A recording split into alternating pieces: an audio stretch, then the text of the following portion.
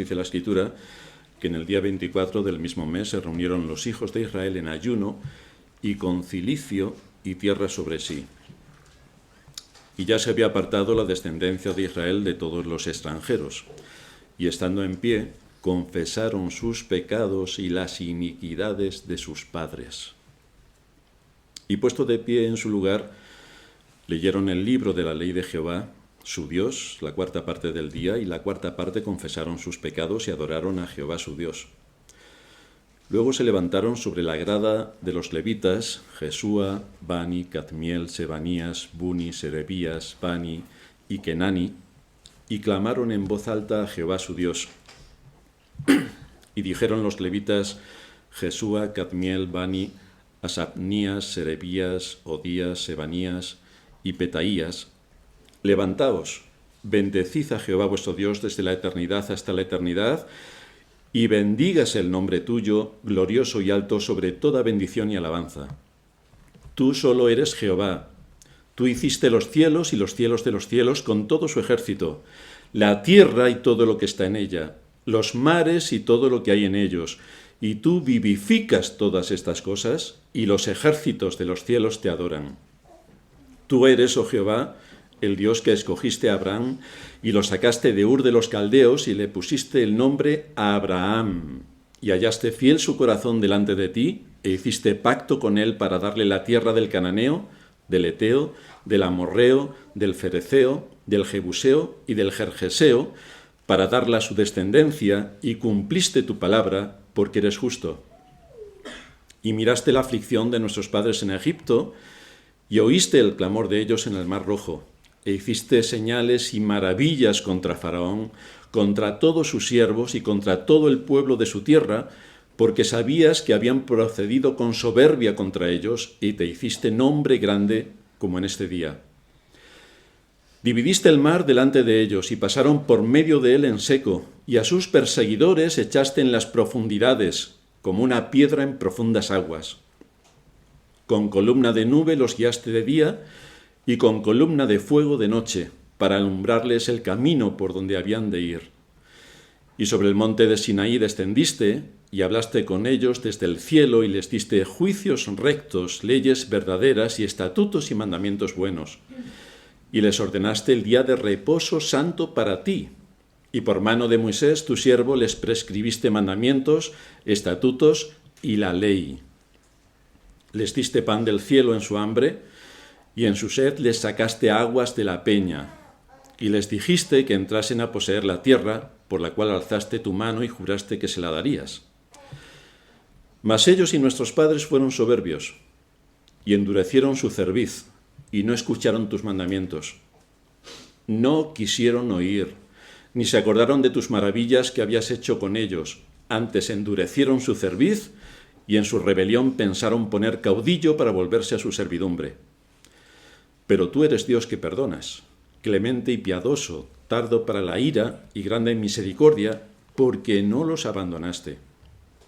Además, cuando hicieron para sí becerro de fundición y dijeron, este es tu Dios que te hizo subir de Egipto, y cometieron grandes abominaciones, tú, con todo, por tus muchas misericordias, no los abandonaste en el desierto. La columna de nube no se apartó de ellos de día para guiarlos por el camino, ni de noche la columna de fuego para alumbrarles el camino por el cual habían de ir. Y enviaste tu buen espíritu para enseñarles, y no retiraste tu maná de su boca, y agua les diste para su sed. Los sustentaste 40 años en el desierto, de ninguna cosa tuvieron necesidad. Sus vestidos no se envejecieron, ni se hincharon sus pies. Y les diste reinos y pueblos, y los repartiste por distritos, y poseyeron la tierra de Seón, la tierra del rey de Esbón, y la tierra de Og, rey de Basán. Multiplicaste sus hijos como las estrellas del cielo, y los llevaste a la tierra de la cual habías dicho a sus padres que habían de entrar a poseerla. Y los hijos vinieron y poseyeron la tierra, y humillaste delante de ellos a los moradores del país, a los cananeos, los cuales entregaste en su mano, y a sus reyes, y a los pueblos de la tierra, para que hiciesen de ellos como quisieran. Y tomaron ciudades fortificadas y tierra fértil, y heredaron casas llenas de todo bien, cisternas hechas, viñas y olivares, y muchos árboles frutales. Comieron, se saciaron y se deleitaron en tu gran bondad. Pero te provocaron a ira y se rebelaron contra ti y echaron tu ley tras sus espaldas y mataron a tus profetas que protestaban contra ellos para convertirlos a ti e hicieron grandes abominaciones.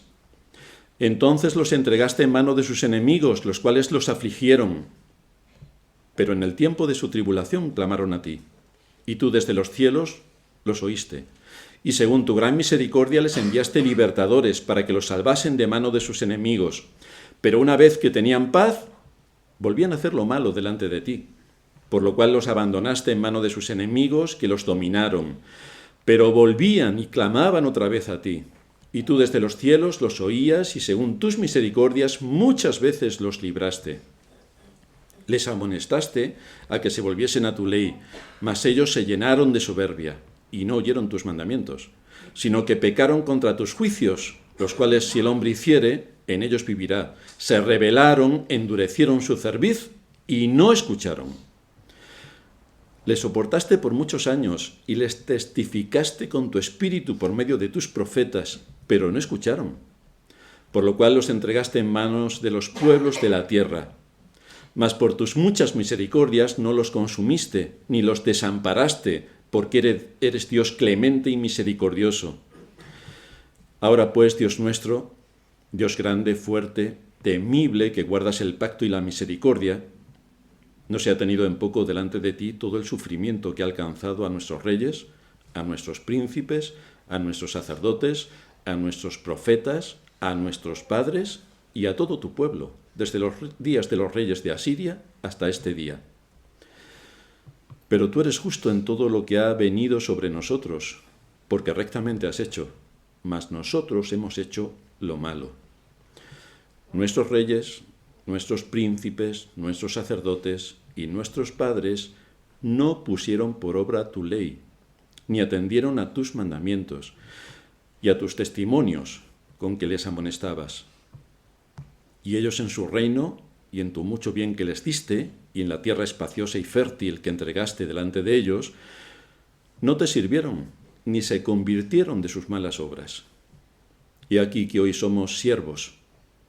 Henos aquí, siervos en la tierra que diste a nuestros padres para que comiesen su fruto y su bien. Y se multiplica su fruto para los reyes que has puesto sobre nosotros por nuestros pecados, quienes se enseñorean sobre nuestros cuerpos y sobre nuestros ganados, conforme a su voluntad, y estamos en grande angustia. A causa, pues, de todo esto, nosotros hacemos fiel promesa y la escribimos firmada por nuestros príncipes, por nuestros levitas y por nuestros sacerdotes.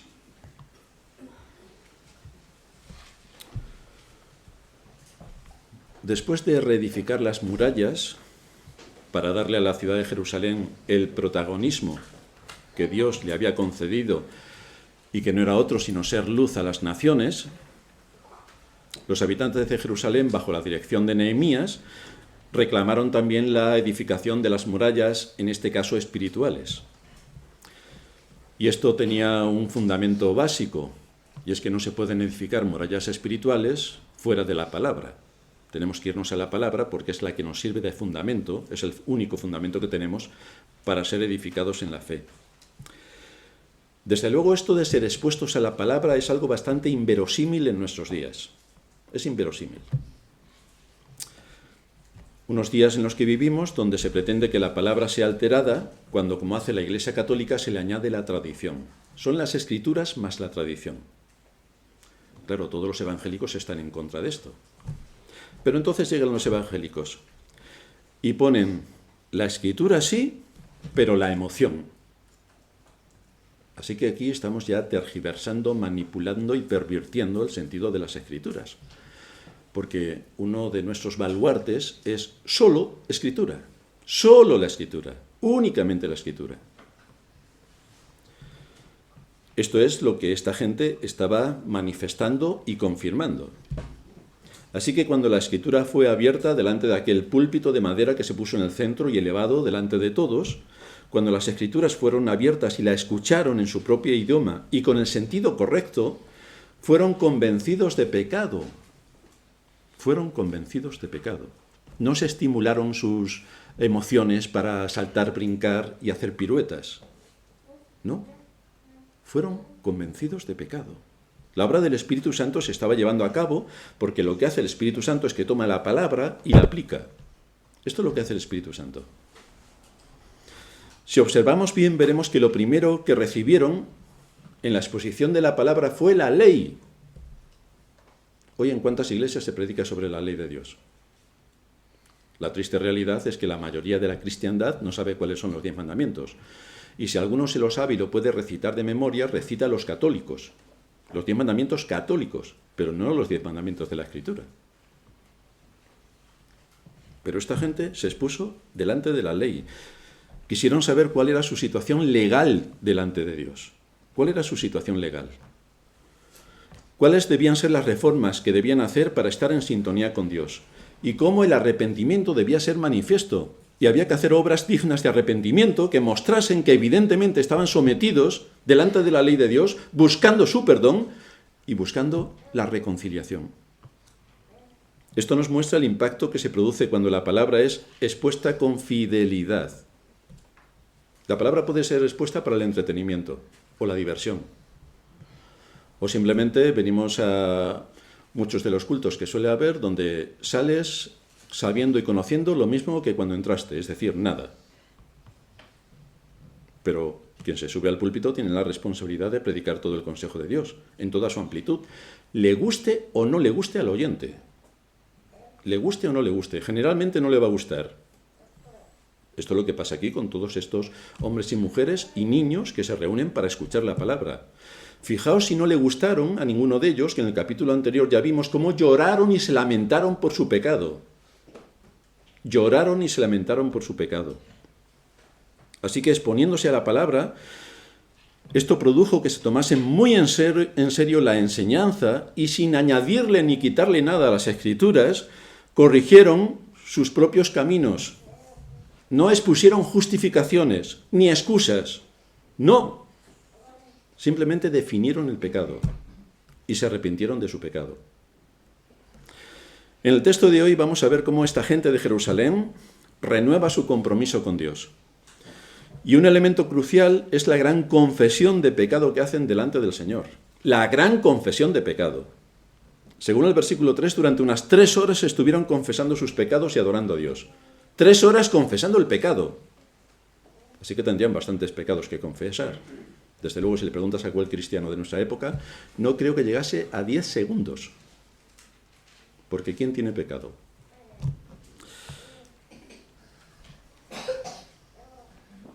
Aquí vamos a ver cuáles son aquellos principios que debemos mantener en nuestras conciencias si decimos que amamos al Señor. Y lo que nos vamos a encontrar en nuestro texto es una confesión de fe. Nosotros tenemos una confesión de fe, la de Londres de 1689, pero está en sintonía con lo que dice la Escritura. Y aquí, estos hombres y mujeres, liderados por Nehemías y con el propósito de los levitas también de enseñar al pueblo, hicieron una confesión de fe que viene aquí manifestada. En primer lugar, el Dios de la conciencia. En segundo lugar, el Dios creador.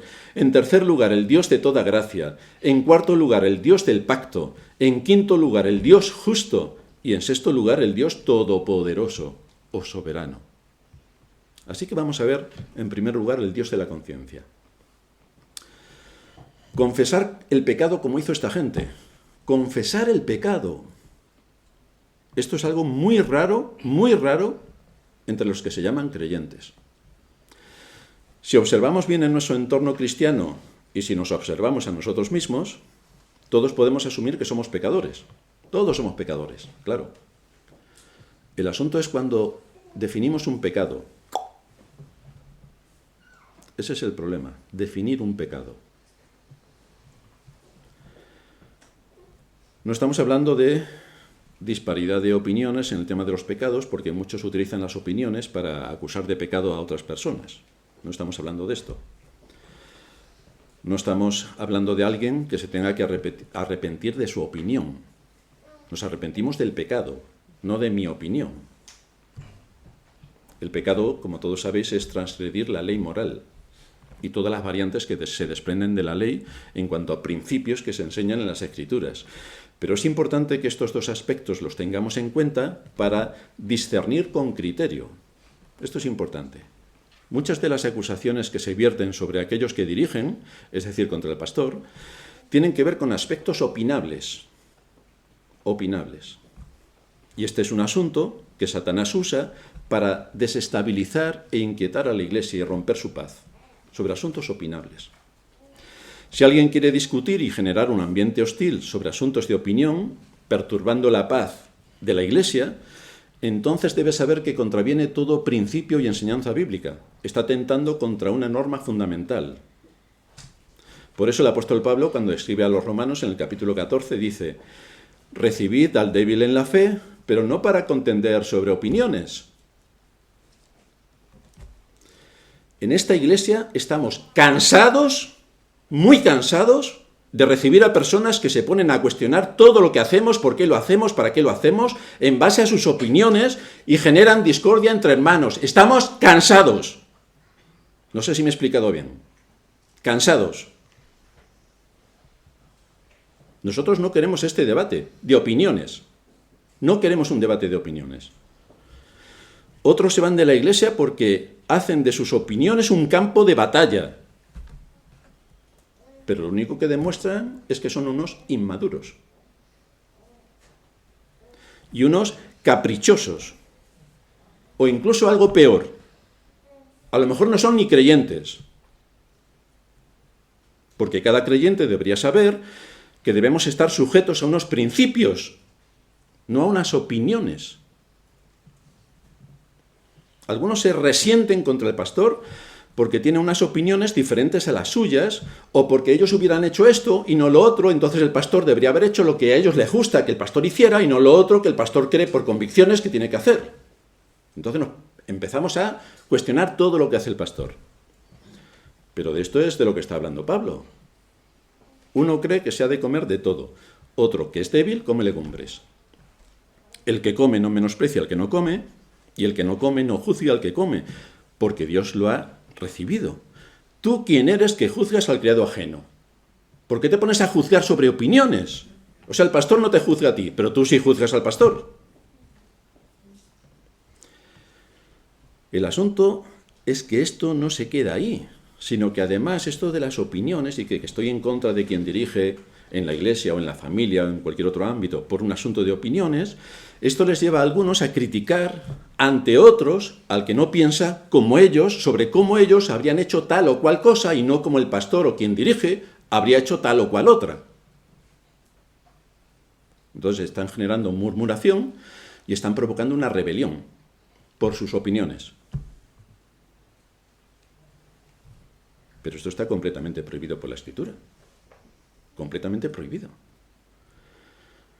Y en su conducta, entonces, como no, el pastor no piensa igual que ellos, porque tiene su propia opinión y su criterio, y conoce bastante más cosas de cómo funcionan muchas otras cosas, entonces levantan una muralla de separación y resentimiento, la ponen delante del pastor y el pastor se queda, esa muralla es infranqueable por la que no puede pasar el pastor.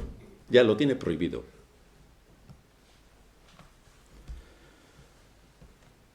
Así se alejan lo más que pueden de tener una comunión normal con aquel que Dios ha puesto para dirigirles y no se dan cuenta de que están siendo usados por Satanás para actuar como Judas.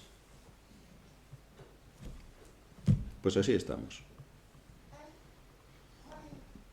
El fruto de este pecado es que imposibilitan a la palabra que haga su obra en ellos, porque tienen sus oídos cerrados, porque a la persona que está predicándoles la aborrecen por opiniones.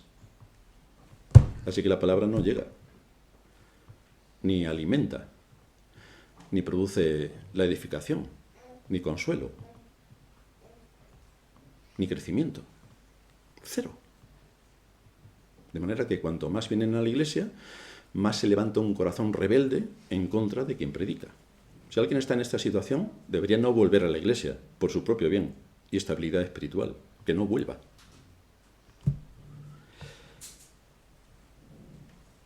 Pablo dice: ¿por qué juzgas a tu hermano?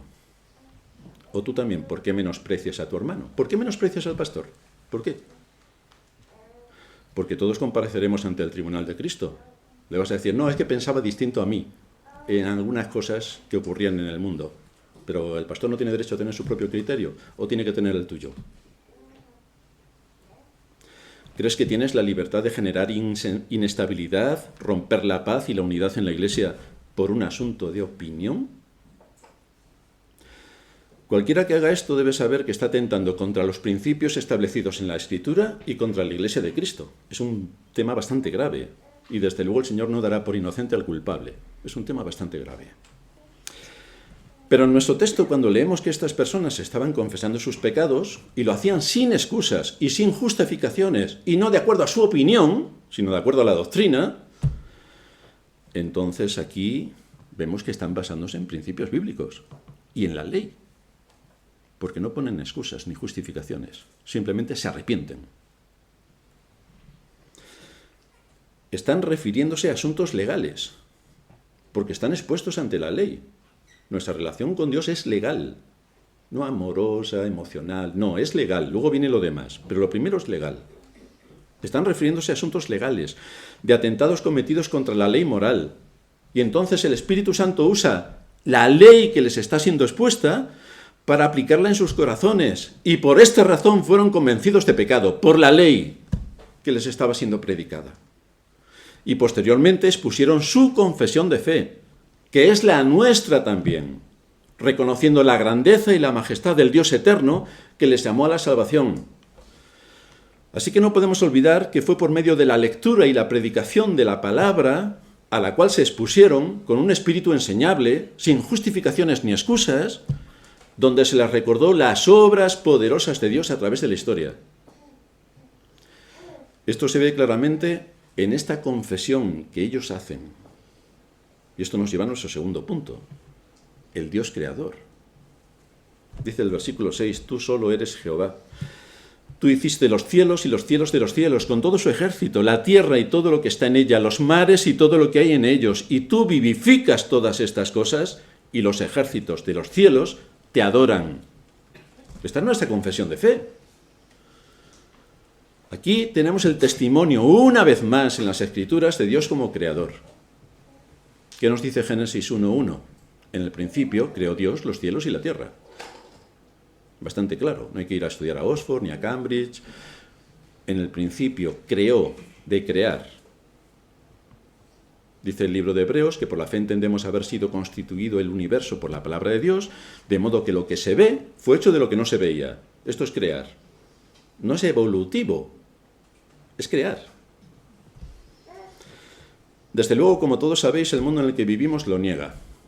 Apareció un Big Bang, un Big Bang, un Big Boom, y aquí estamos todos. Esto es como sacarse un conejo de la chistera, más o menos. Ya hay una ley totalitaria en algunos países que se llaman democráticos, menos mal que ya sabéis que la democracia uno puede pensar lo que quiera, ¿verdad? Por eso vivimos en democracia. Cada uno puede pensar lo que quiera, salvo que pienses distinto a lo que piensa el que gobierna. Entonces lo tienes un poco crudo.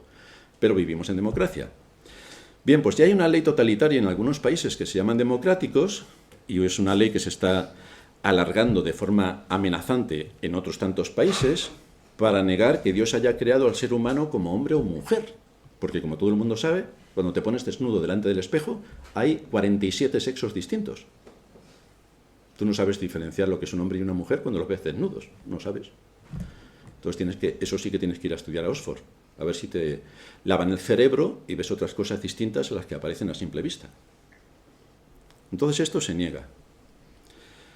Pero lo triste es ver que hay muchos que se llaman creyentes que asumen la teoría popularmente creída de que la creación se llevó a cabo en épocas de millones de años. Así que cuando la Biblia dice que Dios en el primer día hizo tal, en el segundo día tal, ellos dicen que no. Porque retorciendo el sentido de las Escrituras, cuando el Señor dice que un día para Él son 1000 años y 1000 años de un día, de esa hipótesis que el Señor expone, ya la extrapolan y entonces pueden ser millones de años lo que el Señor tardó en que la tierra fuese lo que hoy es. Y además, de manera así casi aleatoria y milagrosa, se produjo la vida, es decir, de una ameba que se produjo, no se sabe de cómo salió a la vida, estamos nosotros seres inteligentes dotados con cuerpo, alma y espíritu. Esto sí que es para creerse un cuento, pero es lo que la mayoría del mundo se cree y la mayoría de la cristiandad también. Así que en esa generación de vida no tienen ningún problema muchos creyentes en asumir la teoría de la evolución que corresponde a la categoría de filosofía especulativa. Pero ¿qué más les da? Si no creen en la Biblia, imagínate. Ya que no quieren creer a la verdad, pues el Señor le envía mentira, para que te creas a la mentira. Pero cualquier creyente que ame a Dios y por tanto tenga que amar su palabra, lo mismo si ama a Dios tiene que amar su palabra, le debemos recordar que con una afirmación semejante, es decir, que el mundo se hizo en 6 trillones de años, hasta que vino a ser lo que hoy es, con una afirmación semejante le están robando a Dios su papel como creador, porque la Escritura dice que en el principio creó Dios los cielos y la tierra. Creó. No la dejó para que evolucionase y al cabo de tropecientos millones de años, o de siglos, o de milenios, estuviésemos como estamos. No es eso lo que dice la Biblia. En el principio Dios creó los cielos y la tierra. Creó, del verbo crear. Si alguien no sabe lo que es, que se vaya al diccionario y vea lo que implica. Pero también le están llamando a Dios mentiroso, porque lo que Dios dice en su palabra es mentira.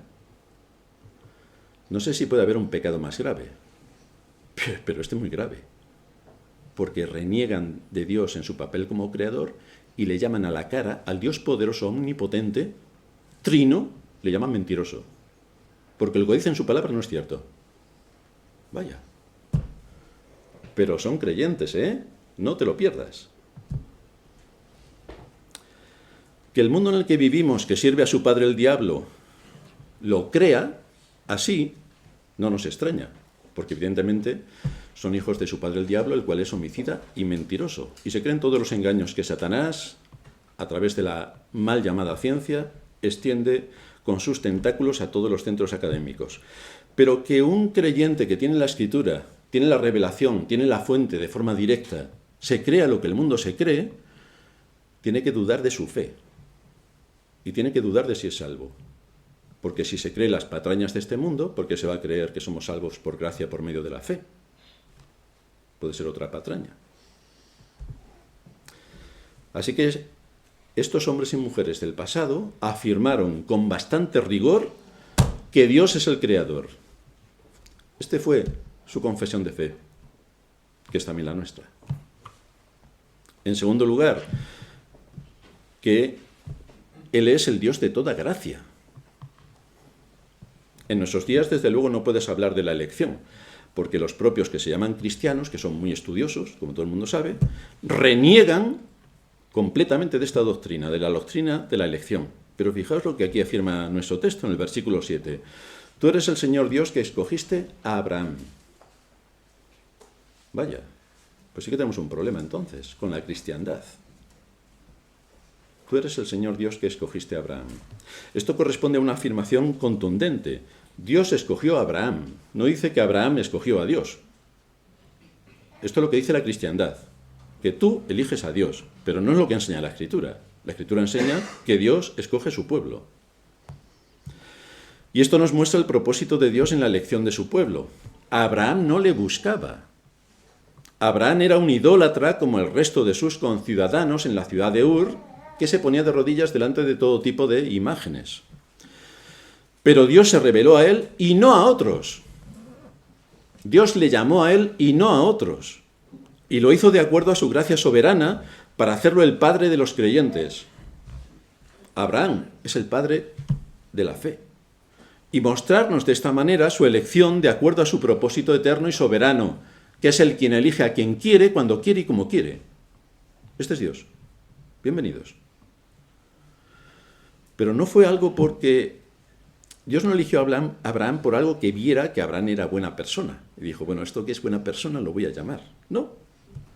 Fue porque el Todopoderoso tuvo su voluntad de llamarlo porque Él quiso. Porque Dios es el que tiene el libre albedrío, no el hombre, a pesar de todo lo que el hombre dice. Desde luego, quien hable de libre albedrío para defender que la doctrina de la elección no tiene sentido, pues tiene un problema bastante grave, porque el tema del libre albedrío también es otra de las doctrinas de la filosofía. Aquí siempre estamos entre qué es lo que piensa el mundo y qué es lo que piensa Dios. ¿Cuál es la palabra del mundo y cuál es la palabra de Dios? Por supuesto, si cree que Dios no ha elegido a su pueblo, que se lea Romanos 9 y discuta con Dios. Si tiene valor. Que se lea Romanos 9. O que se lea la carta a los Efesios. O que se lea esta misma declaración de fe que hacen aquí nuestros antepasados. A ver si encuentra la respuesta a su rechazo sobre esta doctrina. Porque aquí no hablamos de opiniones. No es mi opinión. Es una doctrina, claramente establecida en las Escrituras. El asunto es, ¿creemos a la palabra de Dios? ¿Creemos que cuando Dios dice algo, evidentemente lleva toda la razón, porque su sabiduría es infinita y esta es la revelación especial que nos ha dado a nosotros? ¿Creemos que Él es el Creador? ¿Creemos que Él es quien elige a su pueblo de entre las distintas personas del mundo? Porque esto es una confesión de fe, que estos hermanos antepasados nuestros están haciendo y que también es nuestra. Desde luego en nuestros días se sostienen las más degradantes ideas acerca de la soberanía y el propósito de Dios para salvar. Y eso sí que son opiniones. Para los que profesan ser cristianos, dicen que son cristianos, el Dios de las Escrituras es desconocido. No conocen al Dios de la Escritura. Habla de su soberanía. ¿Qué implica la soberanía de Dios? ¿Cuál es la doctrina de la soberanía de Dios? No saben ni qué hay doctrina de la soberanía de Dios. Porque si profundizasen en la soberanía de Dios, se quedarían impactados. Pero sí que vemos que este pueblo, reunido ante las Escrituras, asumieron la enseñanza que estaba siendo expuesta por parte de sus maestros. Dios ya se había quejado en el pasado de un Israel apóstata. Dice en el libro de los Salmos, capítulo 50, versículo 21, pensabas que de cierto sería yo como tú. Esa es ahora su acusación contra la cristiandad apóstata, que sigue sus propias reglas, maquillando con versiculitos todo el mal que están haciendo. Imaginan que a Dios le mueven no los principios, sino las emociones, como a ellos. Y que dependiendo de las emociones, pues así Dios está contento, está triste, porque también es un ser emotivo, como lo que se pretende inculcar en las mentes de los que escuchan para que sean lo más infantiles posibles. Pero desde luego rompen con lo que es Dios como creador, como sustentador del universo, como el Dios de toda gracia, como el Dios que aquí se va a ir revelando a través de esta confesión de fe que ellos están haciendo. Desde luego Dios puede hacer muchas cosas, dicen ellos, pero el libre albedrío no lo toca. El libre albedrío no lo toca. Eso muestra una vez más el desconocimiento impresionante que tienen de la Escritura. Rebajan la expiación eficaz por la cual Cristo redimió a todos aquellos que fueron llamados y elegidos como Abraham, haciendo de ese sacrificio de nuestro Señor una simple medicina para las almas que según ellos están enfermas. Es decir, Adán no murió espiritualmente, no. Aunque la Biblia lo dice, no fue así. Simplemente enfermó.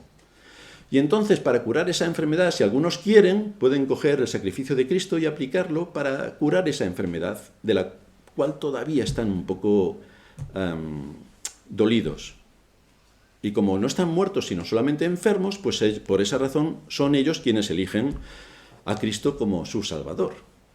Pero es porque están enfermos. Sin embargo, la Escritura dice que nosotros estamos muertos en nuestros delitos y pecados, que no hay quien escuche, que no hay quien busque a Dios, que todos se desviaron, que aún se hicieron inútiles. Pues no. Le damos la vuelta a la Escritura, lo metemos en el infantilismo emocional y todos están contentos. Todos están contentos camino del infierno. Pero con esto están negando la obra irresistible y poderosa del Espíritu Santo en el corazón del pecador. Y la convierten, como habréis escuchado, en una oferta del Evangelio que los pecadores pueden aceptar o rechazar a su antojo. Cuando escucho que alguien dice que esto es una oferta del Evangelio, me pongo malo. ¿Pero qué creen? ¿Que estamos en un supermercado y que oferta hoy 3x2? Oferta, oferta, oferta, pasa por el lineal y coge tu oferta. Y entonces tú le alcanzas, despliegas tu mano y coges la oferta. ¿Es así como se presenta el Evangelio? ¿Es una oferta? Hoy tenemos oferta, queridos hermanos, hoy que es domingo tenemos una oferta. ¿Pero se puede ser más vil predicando y presentando el Evangelio? Pues sí. Lamentablemente el Dios del cual suele hablarse desde los púlpitos, especialmente de la Iglesia de Roma, de las ortodoxas y cada vez más de las evangélicas, es una invención de la imaginación humana. Es mera ficción, porque no es el Dios de las Escrituras, no se abren las Escrituras, no se profundiza en el mensaje de las Escrituras. El lugar central del culto no es la predicación. En muchos lugares el púlpito está apartado del centro. Ya tenemos que ser showman, para que la gente se divierta, se entretenga, porque aquí venimos a pasarlo bien. Pues no veas lo bien que se lo van a pasar en el infierno. Desde luego eso que están predicando y que están diciendo y que muchas iglesias abrazan, no es el Dios de las Escrituras, no es el Dios que tiene el dominio absoluto sobre toda su creación, incluidas sus criaturas visibles e invisibles. No es el Dios que hace todas las cosas según su voluntad en el ejército de los cielos y en la tierra. Pero esto, que la mayoría de la cristiandad cree, no era lo que creían estas personas que aparecen en nuestro texto. No. Tenían su confesión de fe. Lo cual nos lleva a nuestro cuarto punto. El Dios del pacto. Nos dice el versículo 8, hiciste con él un pacto.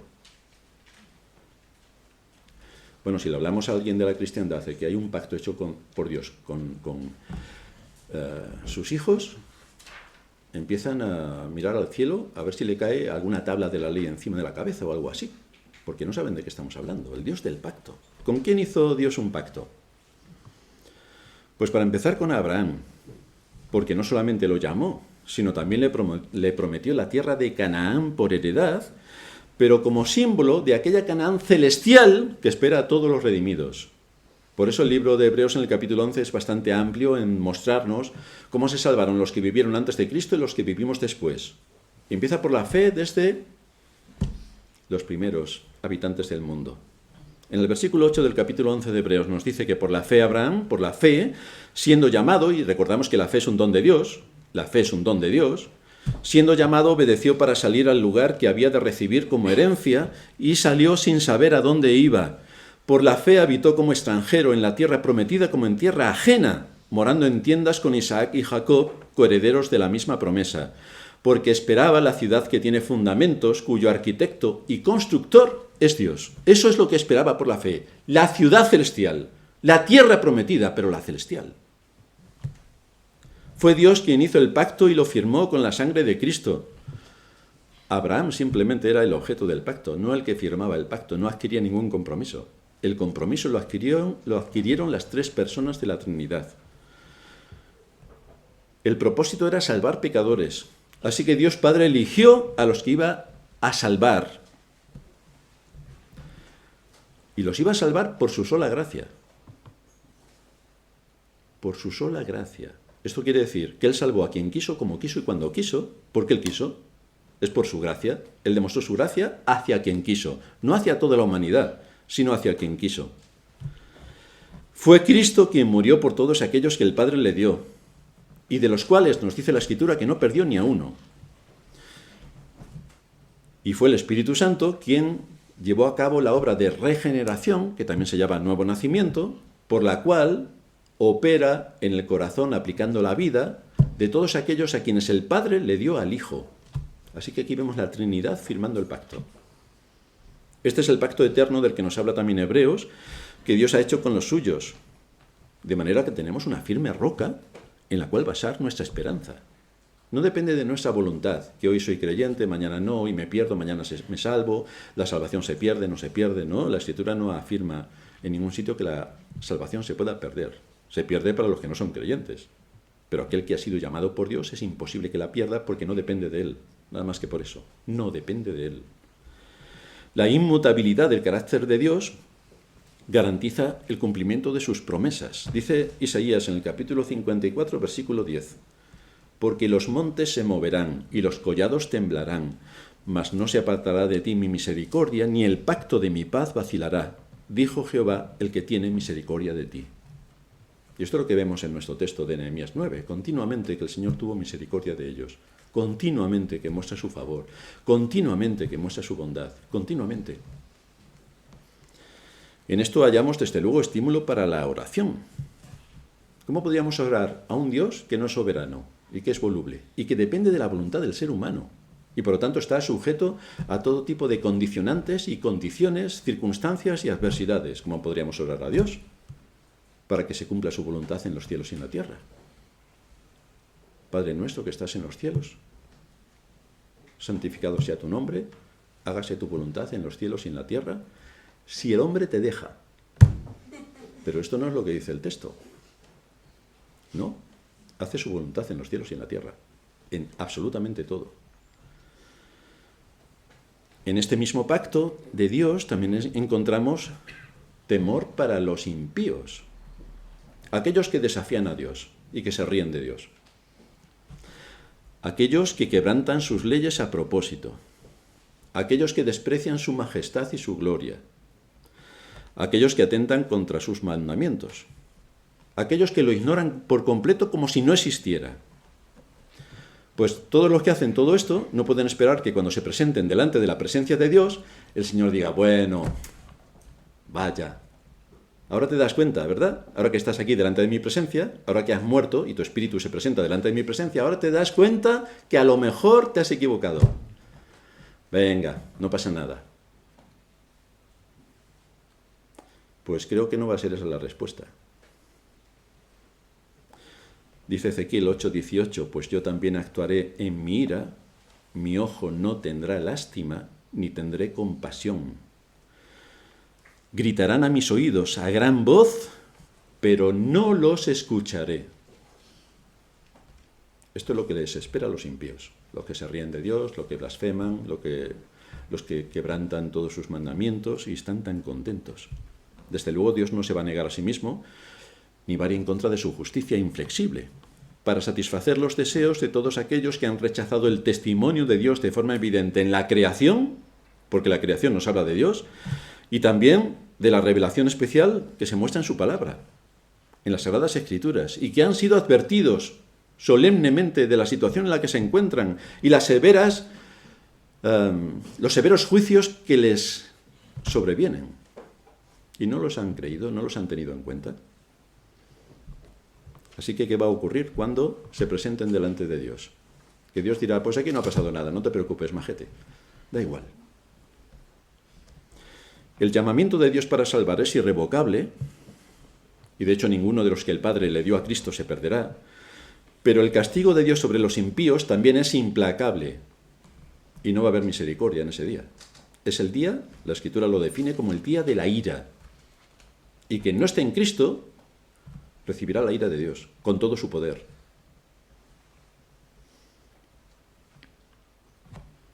Desde luego, si alguno tiene dudas de que esto podría ser así, que piense en lo que supuso el pago de nuestros pecados por nuestro Señor Jesucristo. Porque es que Cristo vino a morir por todos aquellos que el Padre le dio y pagó con su vida el precio de nuestro rescate. Así que ¿cómo alguien se podría salvar a expensas de Cristo? ¿Cómo alguien se podría salvar sin arrepentirse de sus pecados y sin volver a Cristo y sin abrazar a Cristo por la fe y sin someterse al señorío de Cristo? ¿Cómo alguien se podría salvar? Si Dios no perdonó ni a su propio Hijo, ¿cómo va a perdonar a los impíos? Pero están soñando. No hay ninguna esperanza de perdón si no se escucha la palabra de Dios, si no hay arrepentimiento y si no se busca un refugio seguro en la persona de Cristo, porque fue Él quien murió para aplacar la ira de Dios sobre nosotros. Esto es lo que hizo, aplacar la ira de Dios sobre nosotros, que caía directamente para llevarnos a la condenación eterna, y por medio de su muerte y su resurrección, no solamente perdonó nuestros pecados y nos hizo herederos del reino de los cielos, sino también nos justificó para declararnos inocentes. Pero aquí también le reconocen, en quinto lugar, como el Dios justo, la justicia de Dios. Dice también la segunda parte del versículo 8, has cumplido tu palabra porque eres justo, has traído juicio sobre esta nación. Y todos sabemos que la justicia es una de las perfecciones del ser divino, es justo. Muchos dicen que es bueno, pero para evitar que le caiga la ira de Dios sobre él. Pero Dios es justo. El profeta Isaías habla del Dios encarnado y dice que la justicia será el cinturón de sus lomos y la fidelidad lo será de su cintura. La justicia será el cinturón de sus lomos. El pueblo de Israel, como ya podemos ver a lo largo de su historia, era un pueblo rebelde. Una y otra vez se rebelaron contra el conocimiento que tenían de Dios y se rebelaron contra la palabra, contra sus privilegios, contra sus bendiciones y, por supuesto, contra los profetas que les hablaban y les exhortaban y les querían llevar para andar por el camino recto. Continuamente se rebelaron, continuamente. Por esa razón acabaron siendo invadidos por sus enemigos. Por esa razón fueron tomados cautivos. Y por esa razón fue destruida su ciudad. Pero ahora veis que cuando se exponen a la palabra con un espíritu enseñable, reconocen que han llegado a esta situación por causa de su desobediencia. Y entonces empiezan a considerar la justicia de Dios, e identifican sus pecados, confiesan sus pecados, se arrepienten de sus pecados. Dice el versículo 33, pero tú eres justo en todo lo que ha venido sobre nosotros, porque rectamente has hecho, mas nosotros hemos hecho lo malo. Y sigue diciendo en el versículo 37, y se multiplica su fruto para los reyes que has puesto sobre nosotros, por nuestros pecados, quienes se enseñorean sobre nuestros cuerpos y sobre nuestros ganados, conforme a su voluntad, y estamos en grande angustia. ¿Esto no suena familiar? En los países hispanos, ¿no suena familiar este tipo de gobiernos? Y en Occidente ya nos empieza a sonar bastante familiar este tipo de gobiernos. Es que Dios usa a los gobiernos para ejecutar sus juicios. Literalmente. ¡Ay, qué gobernantes tenemos! ¡Ay, ¿dónde está la Iglesia? A lo mejor tenemos los gobernantes que tenemos porque la Iglesia ha dejado de ser lo que tenía que ser como Iglesia. Israel dejó de ser lo que tenía que ser, de acuerdo a la palabra, y entonces llegaron gobiernos y los sometieron. Se enseñorean sobre nuestros cuerpos y sobre nuestros ganados, conforme a su voluntad. Hoy está maquillado todo de democracia, de igualdad, ya no me salen las palabras, de reasilismo, ¿no? Y todo lo demás, que es el cuento de los cuentos, para contarnos algo, retorciendo el idioma y dándole otros significados distintos a los que realmente tienen, para que estemos tan contentos. Pero esto es un engaño colosal. Se enseñorean sobre nuestros cuerpos y sobre nuestros ganados, conforme a su voluntad. Muchos no identifican el extraordinario engaño que se está llevando a cabo en el mundo, pero solamente hay que ver los resultados. Solamente hay que ver los resultados. Cuando la Iglesia ha dejado de ser luz, cuando ha cambiado la doctrina por opiniones o tradiciones, cuando ha asumido el relato oficial de la mal llamada ciencia y se ha dejado arrastrar por la corriente del camino ancho de este mundo, no podemos esperar otra cosa sino un juicio severísimo de Dios. Y aquí llegan los gobiernos. Porque es el método que Dios ha usado históricamente para castigar. Sin embargo, a pesar de todo, como hizo también con Israel, el Señor nos alienta para que sepamos que en medio de sus juicios también está su misericordia para los que esperan en Él. También está su misericordia. Dice Isaías 50:10, ¿quién hay entre vosotros que teme a Jehová y oye la voz de su siervo?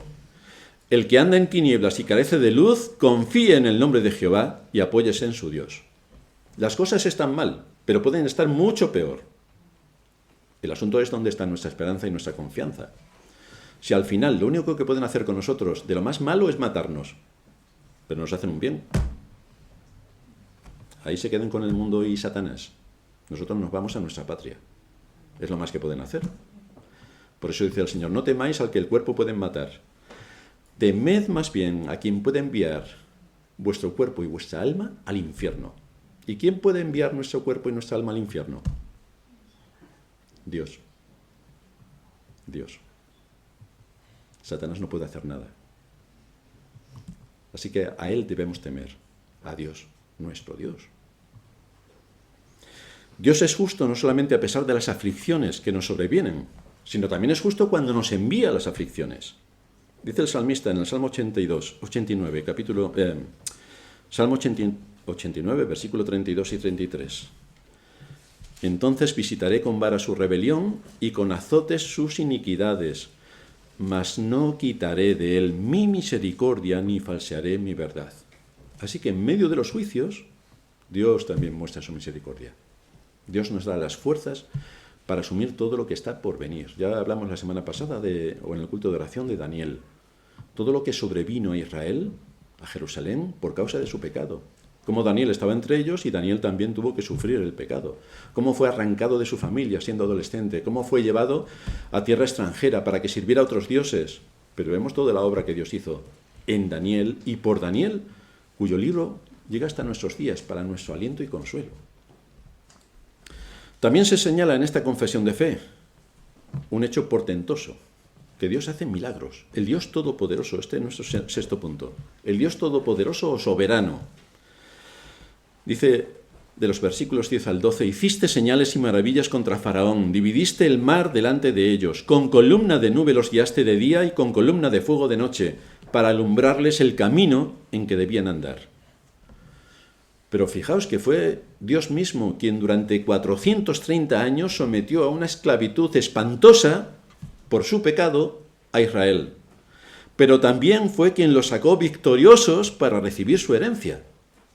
Así que en medio de los juicios, Dios también les mostró su misericordia. Y es así también como Dios nos guía y nos protege en el desierto de la vida, en el peregrinaje que llevamos en este mundo. ¿Quién de los que estamos aquí es inmensamente feliz? Vamos, si alguien lo dice, no me lo voy a creer. Porque todos tenemos nuestros problemas, nuestras debilidades, nuestras circunstancias, algo que nos está atornillando, algo que nos inquieta, algo que nos perturba. Satanás nunca deja de inquietar y de quitarnos el gozo y la paz por cualquier medio. Ese es el mundo en el que vivimos. Y no vivimos mal, podemos vivir mucho peor, si el gobierno se empeña. Pero en todo esto Dios nos protege. Tenemos su palabra, que es importante para que nos dé la fortaleza. Y tenemos también a su Espíritu, que es el que implanta en nuestros corazones la esperanza y que nos da las fuerzas para caminar cada día. Tenemos también sus promesas. Dios no desamparó a sus hijos en el pasado, porque lo iba a hacer hoy, si es el mismo Dios, y si seguimos siendo sus hijos. Todo lo que aquellas personas estaban recordando sobre el poder de Dios, no solamente para sacarles de Egipto, sino el cuidado que tuvo durante toda esa travesía durante 40 años, donde no les faltó nada para comer, donde una nube les cubría en el desierto, que las temperaturas son escandalosas, una nube les cubría de día. Y de noche en el desierto hace un frío espantoso y tenían una columna de fuego de noche. Nada les faltó. Podrían haber vivido mucho mejor, sí, pero nada les faltó. Tuvieron agua, tuvieron comida, tuvieron un velo protector durante el día, tuvieron fuego por la noche, nada les faltó hasta llegar a su tierra prometida. Y es así como también Dios cuida a su pueblo. Cuando este pueblo de Israel recordó y oyó todas estas cosas, manifestaron sus convicciones profundas sobre el Dios que les había dado su palabra y su espíritu. Aquí tenemos la declaración de fe. Y esto es algo que nosotros debemos cultivar. ¿Cuál es nuestra confesión de fe? Ya sabemos lo que piensa el mundo, sobre todo lo que piensa. Pero nosotros, ¿qué pensamos? Frente a Dios y de acuerdo a su palabra, ¿qué pensamos? Debemos cultivar una mayor conciencia de Dios y debemos profundizar continuamente en las Escrituras, porque el mundo que nos rodea nos engaña por todos los puntos en los que puede. Todo es engaño colosal. Tenemos que recurrir a las Escrituras para poder discernir y apartarnos de toda la corriente ancha de este mundo que lleva directamente a la perdición. Si el gran mandamiento es que amemos a nuestro Dios con toda nuestra mente, con todo nuestro corazón y con todas nuestras fuerzas, entonces nuestro mayor afán debe ser conocer a Dios. ¿Quién es Dios? Pues aquí se nos muestra. ¿No debemos amar a Dios ya que lo conocemos? Y si lo amamos, ¿esto no nos debe llevar directamente a la obediencia? Porque lo amamos. Si no traemos todas estas cosas a nuestra mente, si no las recordamos una y otra vez, seremos guiados y arrastrados por la corriente de este mundo y por las falsas doctrinas de la cristiandad que le quitan a Dios su gloria, tanto en la creación como en la salvación. De manera que por eso tenemos que recordar constantemente lo que Dios ha hecho por nosotros. Lo que Dios ha hecho por nosotros. Aquí tenemos una confesión de fe. Una confesión de fe que la mayor parte de la cristiandad no firmaría. Nosotros la firmamos. Pero la mayor parte de la cristiandad no firmaría esta confesión de fe. Pero esto es palabra de Dios, donde se nos presentan doctrinas fundamentales de la palabra de Dios. Esto no son opiniones. Esto son doctrinas. Por tanto, son nuestras convicciones que forman la estructura de nuestra confesión de fe. La doctrina de la creación, la doctrina de la gracia, la doctrina del pacto, la doctrina de la justicia, la doctrina de la soberanía de Dios y cómo todo esto afecta a la conciencia. Todo esto nos equipa, nos fortalece, nos ayuda a crecer y nos prepara y equipa para la batalla. Estas profundas convicciones afectaron a la vida y al testimonio de este pueblo, frente al resto de vecinos que pensaban exactamente lo contrario, como hoy está el mundo en el que vivimos. Pero nosotros conocemos la fuente de la que debe nutrirse nuestra conciencia para defender estas grandes doctrinas que Dios nos ha dejado por escrito en su palabra. No es lo que hemos oído, no es lo que viene de la tradición, no es para que nos sentamos emocionalmente contentos en la palabra de Dios, que está siendo abierta un domingo más delante de todos nosotros para que entendamos cuál es la profundidad y a dónde nos lleva el alcance que tiene esta palabra. Así que en medio de este mundo tormentoso, donde la ideología sectaria se impone, donde los gobiernos son instrumentos de Satanás para someter al ciudadano y dominar su conciencia, esclavizándolos a su ideología, nosotros debemos recordar una y otra vez la relevancia absoluta que tienen las Escrituras. Debemos irnos y recurrir una y otra vez a qué es lo que enseña Dios en todas las áreas donde nos movemos en este mundo. Debemos saber cuál es nuestra confesión de fe, de la que no debemos movernos. Y aquí tenemos un ejemplo de una confesión de fe. De la que debemos estar bien afianzados con argumentos convincentes, como los que en nuestro texto mantienen aquellos antepasados nuestros en la fe que defendieron con todo honor, a fin de reconocer, por medio de una mente que ha sido instruida en la palabra, que ha sido enseñada por la palabra, a fin de reconocer lo que Dios ha hecho por el bien de su pueblo, todo lo que nos ha dejado revelado en las Sagradas Escrituras, cómo Dios es el creador, Dios es el sustentador del universo y Dios es el Salvador. Y es el que nos llamó a su gloria por Cristo, nuestro Señor. Y todo esto lo hizo por gracia. Esta es la confesión de fe de este pueblo. Esta es nuestra confesión de fe. Esto defendemos, esto creemos, de esto estamos convencidos y por esto morimos. Y veremos si no nos toca. Terminamos en oración. Padre nuestro que estás en los cielos, te damos gracias por exponernos estas grandes afirmaciones de doctrina que nuestros antepasados en la fe pudieron exponer delante de todo tu pueblo. Cómo eres reconocido como el Dios creador, el Dios justo, el Dios de toda gracia, el Dios que lleva a cabo la salvación de su pueblo, el Dios que cumple su propósito en los cielos y en la tierra, el Dios soberano. Gracias te damos por recordar todos estos aspectos doctrinales fundamentales para la fe y te suplicamos, por tanto, que nos ayudes a refrescar nuestra mente y nuestra memoria con todas las cosas que en el pasado hiciste con todo aquel pueblo, pero que hoy sigues haciendo con tu pueblo en nuestros días, a pesar de todos los enemigos que hay contra la fe. Te suplicamos, por tanto, que nos ayudes a defender las doctrinas y no las opiniones y a posicionarnos en la defensa de tu palabra y no dejarnos arrastrar por la corriente ancha de este mundo que lleva a la gente a la destrucción. Guíanos en todo esto, te lo suplicamos en el nombre de Cristo nuestro Salvador. Amén.